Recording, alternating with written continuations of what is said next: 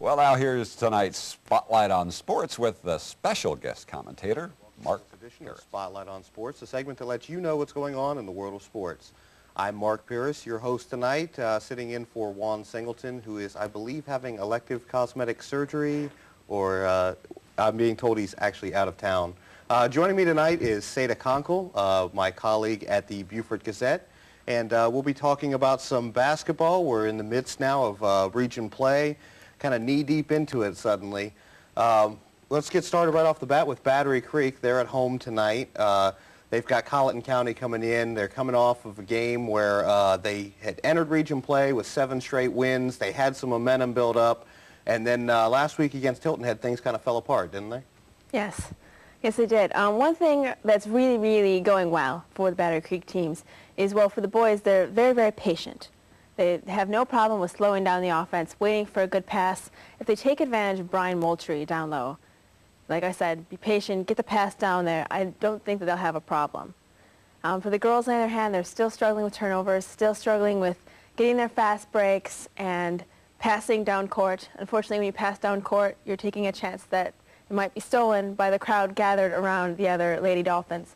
So hopefully tonight, if they can keep their turnovers to a minimum, they should do well also. Now, the girls got a win on Tuesday. They opened up region play with the win. They have some momentum build up. They were kind of the opposite coming into region play. They stumbled in a few games. What do you think is going to be important for them tonight against Colleton? Well, like I said, to keep the turnovers down, but also they have the ability to really diversify their offense. At any given night, they've had people able to step in there and to pull the reins a bit. If they can keep that going, keep passing it well, a lot of bounce passes. I notice a lot of times they force a lot of passes when they could just have little intricate bounce passes that could get down there. If they can really think about stuff like that, they'll be all right. On the other side of Beaufort, we've got Beaufort High tonight. They're on the road. They've kind of really gathered a lot of momentum.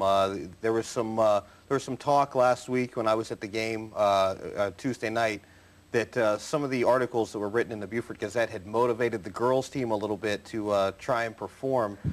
You've seen them recently. I've seen them recently. What do you think the girls are doing now that they weren't doing before?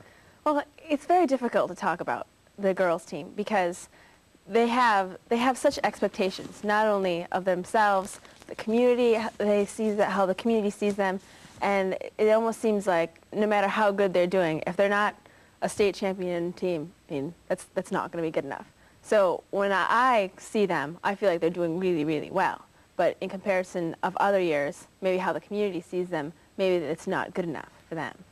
The boys team, they've got Fort Dorchester tonight, and you know, they're coming off of a pretty rousing win over Somerville, a real strong win. I was there for that game. Beaufort High, the boys were passing the ball all over the place. They really took advantage of a lot of things Somerville was doing. It looks like Beaufort High could be the team that everybody else is going to be chasing in the region. I know whenever I go to Beaufort High, every visiting coach comes in and they say, you know, this is the best team in Region 8-4A. Is that the case? Have you seen them? What do you think so far, what you've seen that they are? I think the other coaches are correct when they say that. But when I ask Coach Beasley, when I say, oh, you guys are really doing well, he just kind of pushes it off and says, well, one game at a time, we have to be patient, we have to do this and that. So I don't know what he's thinking. Also in game we have in the Low Country, we have Wade Hampton coming to Jasper County. We were at the Low Country Invitational BC Classic at the beginning of the year when Wade Hampton came in, and they actually won the girls division. They beat Beaufort High. They beat everybody they played. They are coming in, didn't look like they were supposed to be a team, you know, to be reckoned with. And actually, Jasper County's girls team had looked really strong coming into the preseason before they even played any games. Things have gone a little since then. The girls have strengthened a lot for Jasper County. We don't really know where Wade Hampton is at right now. But, I mean, you've seen Jasper County play as well. Jasper County girls, you know, they've got a pretty strong team. What do you think that is going to happen tonight in that game? Well, Mark, you've seen them more than I have, so I'd rather hear what you have to say about them. Well, you know, Jasper County, I think the girls team, they've got a lot of strengths. They've got a freshman center down low that who gathered in 18 rebounds in the game I was at, and she didn't even play the entire game.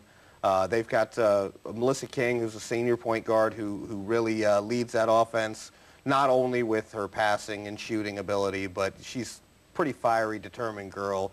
Her 110% effort on every play is just, amazing to fire up the rest of her team. Boys team, they're going to be playing Wade Hampton as well. They shouldn't have too much problems with Wade Hampton, I wouldn't think.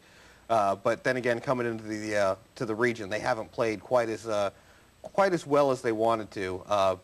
Jasper County actually started region play last week. This will be their 4th region game, so they're about halfway through their region play. Also, we have going on in Ridgeland, Thomas Hayward, and they'll be bringing, is it First Baptist will be coming in to play Thomas Hayward? Yes. You've seen Thomas Hayward play, I know, recently, and I know I keep saying that over and over again, but I don't know what else to say. Thomas Hayward, boys-wise, they've gotten some of the people back that they were worried about at the beginning of the year. I know Michael Schufert had an injury, and Dorian Capers had an injury. Where are they at right now? Well, from what I saw the other night, Schufert has no problem penetrating the key, going in there. Ryan Roper, incredible defensive player, can pass it around on offense too. And they really struggled against Hilton Head Prep the other night. But no matter how good Hilton Head Prep was, when I talked with Coach Rhodes about it, he didn't really talk about a whole lot of other things except team leadership. That as far as the Rebels are concerned, they need someone to step it up and be a leader on their team. Well, talking about Hilton Head Prep, they'll be at home tonight with a game against Porter Gowd. Also, Hilton Head Christian will be at home tonight against Pinewood Prep. Hilton Head travels to Somerville, and Holly Hill comes to Buford Academy. Thank you for joining us, Seda. NewsHour with Jim Lehrer is next.